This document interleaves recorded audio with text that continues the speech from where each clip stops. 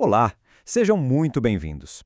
Hoje a gente vai embarcar numa jornada fascinante, guiada por uma das obras mais importantes do Espiritismo, o Livro dos Espíritos, de Allan Kardec.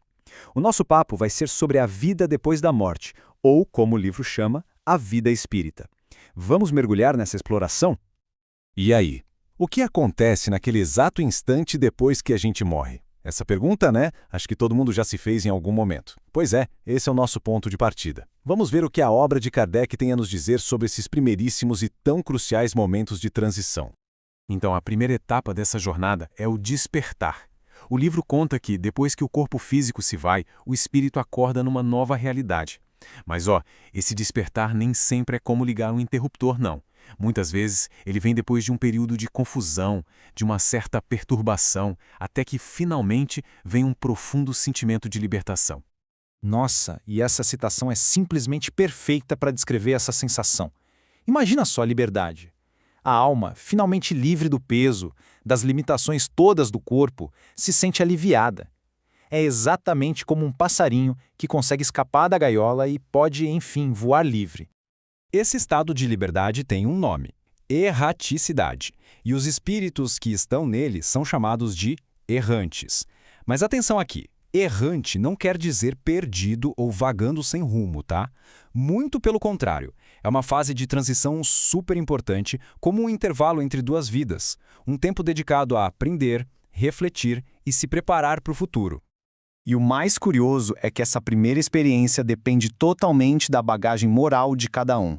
Pensa só, para o espírito que viveu uma vida de bem, o despertar é tranquilo, é um alívio. Agora, para aquele que praticou o mal, o primeiro sentimento é o de vergonha, porque a própria consciência se torna o seu juiz imediato. As consequências dos nossos atos são sentidas na hora.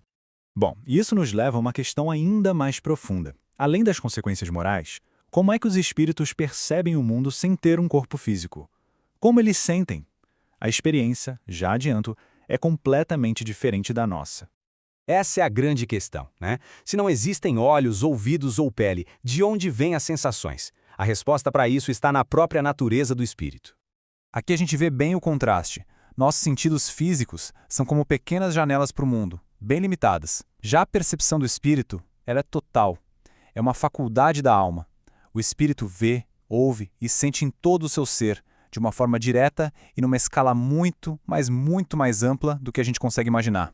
Então, o ponto crucial é que o sofrimento no mundo espiritual não é físico. Não existe dor como a gente conhece. O sofrimento é moral, ele vem direto da consciência. É a lembrança constante dos erros, a vergonha diante de quem a gente prejudicou e aquela percepção dolorosa da felicidade que a gente poderia ter, mas que adiou por causa das próprias escolhas. Ok, mas e as nossas relações? Será que a gente reencontra as pessoas que amamos? Essa é uma das questões mais importantes para todo mundo, e a visão que o Livro dos Espíritos traz é de fato muito consoladora. A resposta é um gigantesco sim. Os reencontros acontecem com certeza. E mais do que isso, os laços se tornam ainda mais profundos. A gente reconhece não só a família e os amigos desta vida, mas também todas as almas com quem caminhamos em outras existências, de geração em geração. E como é que esse reconhecimento acontece? Bem, a comunicação lá é totalmente transparente. O passado de cada um é como um livro aberto. Não existem máscaras, não existem segredos. E isso permite uma compreensão mútua que é honesta, profunda, baseada na afinidade de verdade, e não nas aparências. E essa ideia de afinidade é reforçada aqui. O livro explica que as conexões não são sobre aquela ideia de metades eternas predestinadas. Como a própria citação diz, os espíritos são atraídos por simpatias e gostos compartilhados. São almas com pensamentos e sentimentos parecidos que se unem, formando verdadeiras famílias espirituais que progridem juntas como companheiros de jornada, unidas por laços que só se fortalecem com o tempo. Agora, a gente chega num dos conceitos mais profundos e talvez mais transformadores de todos. A ideia de que nós mesmos planejamos ativamente as nossas futuras vidas, e incluindo as dificuldades que vamos enfrentar. É isso mesmo. Naquele período na erraticidade, o espírito com seu livre-arbítrio escolhe o tipo de provação que vai passar. E qual o objetivo disso?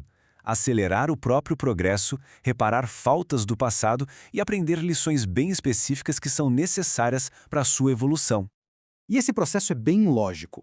Primeiro, vem uma análise honesta de si mesmo. Depois, a identificação do que ainda falta aprender. E, por fim, a escolha corajosa de uma vida que vai oferecer exatamente as ferramentas e os desafios necessários para esse aprendizado. Nada é por acaso. Essa citação resume tudo. As desigualdades da vida, por essa ótica, não são castigos aleatórios de Deus, mas sim ferramentas de aprendizado que nós mesmos escolhemos. A riqueza, a pobreza, o poder são todos testes diferentes para almas com necessidades diferentes. E para a gente fechar a nossa jornada de hoje, vamos falar sobre a memória. Por que será que a gente não se lembra das nossas vidas passadas aqui na Terra? E como os espíritos se conectam com aqueles que ficaram para trás? A diferença é total. No mundo espiritual, a memória é completa. A gente lembra de todo o nosso passado. Já aqui na Terra, um véu de esquecimento nos cobre.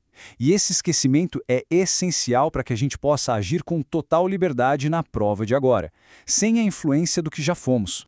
Longe de ser uma falha, o esquecimento é na verdade um mecanismo de proteção, uma verdadeira bênção. Se a gente lembrasse dos nossos erros, a culpa poderia nos paralisar. Se lembrássemos das nossas virtudes, o orgulho poderia nos cegar. Cada nova vida vem com exatamente o que a gente precisa para aquela etapa. E a conexão não acaba com a morte. Pelo contrário, os laços de afeto se fortalecem. Aqueles que partiram continuam a nos amar, a nos inspirar como protetores e a sentir o nosso carinho através dos nossos pensamentos e preces. A relação continua, só que em um plano diferente. E aqui fica a reflexão final. Parar para pensar que cada desafio, cada dor, cada obstáculo não é um castigo, mas sim uma lição que a gente mesmo escolheu para se tornar melhor. Isso não muda tudo? A dor se transforma em oportunidade e o desespero em propósito. Uma ideia poderosa para a gente levar daqui. Muito obrigado pela companhia.